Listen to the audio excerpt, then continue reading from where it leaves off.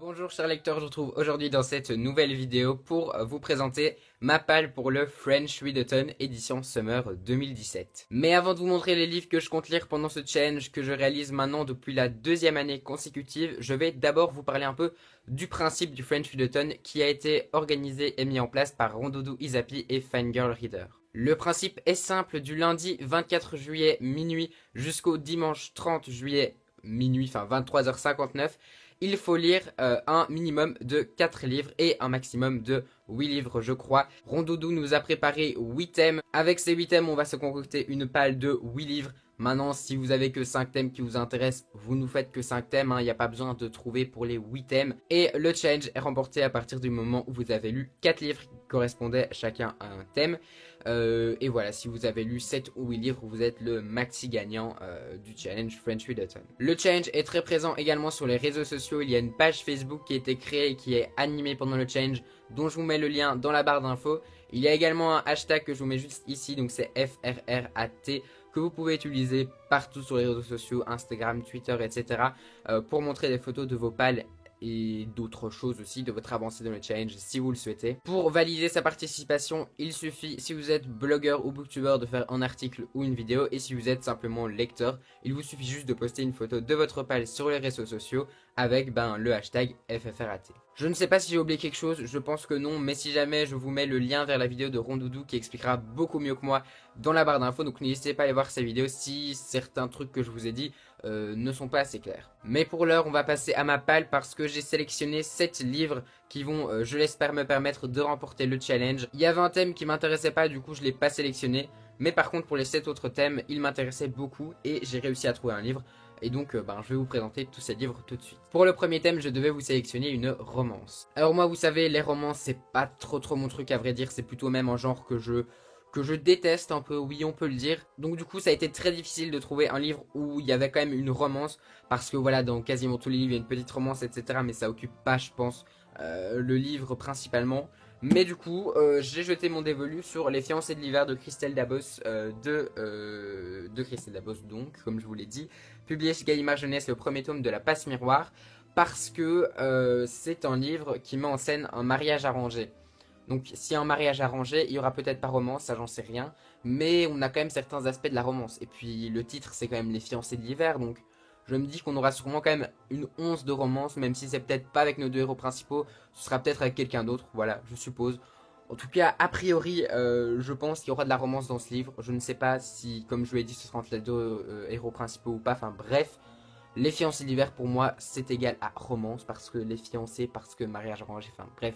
Vous l'aurez compris parce que je me répète là depuis tout à l'heure. Comme vous le voyez au marque-page et comme je vous l'ai déjà dit, Les fiancés de l'hiver, c'est un livre que j'ai repris à plusieurs reprises.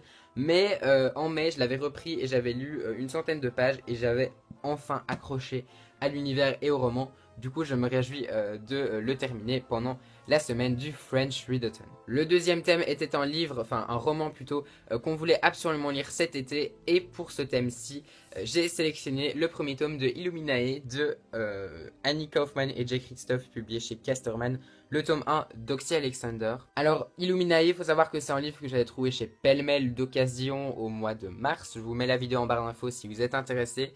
Et c'est vrai que depuis, il me tente énormément. J'ai pas encore eu l'occasion de le commencer. Mais je vous avouerai que si je devais vous sélectionner un livre qui me tente le plus, enfin le livre qui me tente le plus dans ma palle, ce serait sans aucun doute Illuminae. Parce que, je sais pas, il me fait super envie. Il y a plein de retours hyper positifs dessus. Et en plus, le tome 2 est sorti, il y a de ça quelques semaines.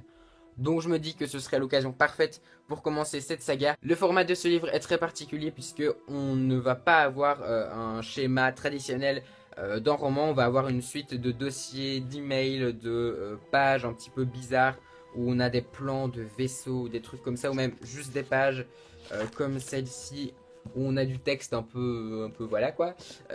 Du coup c'est un roman qui m'intrigue beaucoup pour sa forme. Parce que c'est vrai que pour le coup, je ne connais absolument rien du résumé de cette histoire. Donc voilà, je me plonge à l'aveugle, mais j'ai très très envie de le lire. À mon avis, ce sera un des premiers sortis parce que là, je ne tiens plus, j'ai vraiment envie de le commencer. Le troisième livre, et donc le troisième thème, c'était un roman qui avait été un coup de cœur de la part d'un booktuber que vous regardez. Et pour ce thème-ci, j'ai choisi le livre de perles de Timothée de Fombelle, publié chez Gallimard Jeunesse, parce que c'est un livre que tout le monde a adoré. Je pense à Audrey de la chaîne Le Souffle de Meaux, je pense même à Margot Liseuse de la chaîne Margot Liseuse. Toutes les deux, je sais bien qu'elles ont eu un gros coup de cœur pour ce livre. Personnellement, j'y vais un petit peu à reculons parce que c'est pas mon style et mon genre de prédilection habituellement. Mais je me dis que il y a peut-être moyen que j'aime bien et donc du coup voilà je vais faire confiance à ces booktubeuses là et à l'auteur puisque j'aime beaucoup la plume de l'auteur que j'avais déjà eu l'occasion de lire à travers Victoria Rêve que j'avais lu pour le French Autumn de l'année passée et à travers aussi Céleste ma planète. Donc je me dis que il y a plus que moyen que j'aime bien et j'espère le lire surtout qu'il est assez court et donc ça va être un atout non négligeable pour ce challenge puisque le but est quand même de lire le plus de livres possible et quand on a des livres courts forcément ça nous facilite un peu la tâche. Pour le quatrième livre il fallait que la couverture soit ma couleur favorite. Alors pour le coup j'ai choisi Le mystère du livre disparu, le tome 2, Au secours, non je me trompe tout le temps avec le tome 1. Donc À nous les mousquetaires, À nous les trois mousquetaires, pardon, enfin j'y arrive, de Pierre Domenico Baccalario et Eduardo Jauregui, publié chez Flammarion Jeunesse. Alors j'aime beaucoup la couleur bleue, mais j'aime aussi beaucoup l'aspect parchemin qu'il y a derrière, la couleur un peu du parchemin, etc. C'est quelque chose que j'affectionne beaucoup. Du coup, je vous mets dans cette catégorie-ci. J'ai très envie de lire cet été, comme je vous l'avais dit, dans le book haul. Et donc ça aussi, ce sera vraiment un atout pour le challenge parce qu'il est très court, il fait 260 pages et c'est écrit super grand. Donc il se lira très vite et je pense que normalement, je devrais passer un agréable moment de lecture en compagnie de ce bouquin. Pour le cinquième thème, il fallait que je choisisse un roman dont le personnage principal est un personnage masculin. Et donc pour ça, j'ai choisi L'étoffe fragile du monde, le troisième tome d'Acom Association de Eric Lhomme, publié chez Folio Junior. Celui-ci, je vous le présente comme je le redis à chaque fois dans pas mal de pales. Mais je pense que le French Autumn sera le bon moment pour l'en sortir. Parce que c'est typiquement le genre de livre qui se lit en une soirée, que je serai en vacances, donc j'aurai toute la journée pour lire. Donc voilà, en 2 heures, il est fini. Et en plus, c'est un troisième tome que j'aimerais beaucoup lire parce que il y a 8 tomes qui sont déjà sortis en poche, donc j'ai pour l'instant 6 tomes de retard, donc il serait bien que j'avance un peu dans cette saga pour pouvoir m'acheter la suite et pour pouvoir la lire évidemment. Et en plus j'aime bien cette petite saga, c'est un peu la saga qui passe toute seule, et un peu la saga feel good qui se lit très vite et qui se lit bien, donc j'ai vraiment envie de lire cette saga fantastique jeunesse. Donc pour le septième thème on devait choisir soit un road trip, soit un roman d'aventure, et pour le coup je pense que j'ai réuni les deux à l'intérieur du tome 5 du Pays des Contes, l'Odyssée imaginaire de Chris Colfer, publié chez Michel Lafon. Ça fait aussi quelques vidéos que je vous le présente celui-ci, mais je l'ai acheté récemment et j'ai très envie de le lire. Alors pour le coup c'est un roman d'aventure et aussi un roman de road trip, puisque je ne vais pas spoiler, mais on va faire une sorte de voyage à travers ce cinquième tome, donc ceux qui ont lu le tome 4 comprendront. Et donc j'espère que ce roman va beaucoup me plaire, même si, encore une fois, saga chouchou, donc normalement pas de déception, mais on n'est pas à l'abri. Mais en tout cas je me réjouis quand même vraiment de le lire, surtout que là aussi c'est un roman assez court, il fait à peine 400 pages mais c'est écrit assez grand, donc il devrait se lire encore une fois super vite. Pour le septième thème, il fallait que je choisisse un roman, enfin plutôt un livre qui n'est pas un roman, donc un livre par exemple sur la cuisine, etc.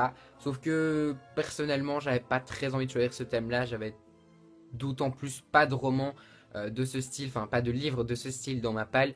Du coup, j'ai zappé ce thème-là et on va passer au thème 8. Le thème 8 étant un livre emprunté à la bibliothèque. Et donc j'ai pioché parmi les achats que j'ai effectués hier même. Et hier, j'ai pris Geronimo Stilton sur la piste du livre d'or de Geronimo Stilton, publié chez Albin Michel Jeunesse. Alors oui, vous allez vous dire, mais pourquoi tu lis ça? C'est à partir de 8 ans. Alors oui, c'est à partir de 8 ans, mais il faut savoir que étant petit, j'étais un grand fan des aventures de Geronimo, et je sais pas pourquoi, je suis peut-être pris d'une nostalgie, mais cet été, j'ai envie de relire des Geronimo. Parce qu'alors, les Geronimo, ce que je lisais pendant l'été, et donc je sais pas, quand je suis passé devant la bibliothèque, je me suis dit que j'allais en prendre. J'aime beaucoup aussi leur collection de BD, donc j'ai pris 4 tomes de la BD que je vais lire sûrement en fin du mois de juillet. Donc je me suis fait ma petite réserve de Geronimo, et j'ai vraiment très envie de le lire. Bon, on va dire que ça va être un livre un peu facilement lu puisqu'il fait 112 pages, mais que ce sont des Geronimo. Donc, ce que j'adore avec ces livres, c'est que on a des illustrations en couleur et qu'on a la police qui change un peu parfois. Et voilà, je suis juste en amour pour ces livres et donc je serai très heureux d'en relire un cet été pour satisfaire mon envie de nostalgie. Voilà, c'est la fin de cette vidéo, j'espère qu'elle vous a plu. Moi pour le coup je suis très content de ma petite palle que je me réjouis de lire et de découvrir tous ces livres aussi pendant la semaine du French Readathon. N'hésitez pas à me mettre dans les commentaires si vous avez lu un de ces livres, ce que vous en avez pensé, si vous participez au challenge parce qu'à ce moment-là je serais super content d'aller voir vos vidéos, vos articles pales ou tout simplement votre publication avec votre palle pour le challenge. J'espère que vous passez de belles lectures. N'hésitez pas si cette vidéo vous a plu à la liker et à vous abonner à la chaîne pour suivre toutes mes péripéties sur YouTube. Je vous souhaite de très belles lectures et je vous dis à très bientôt dans une prochaine vidéo.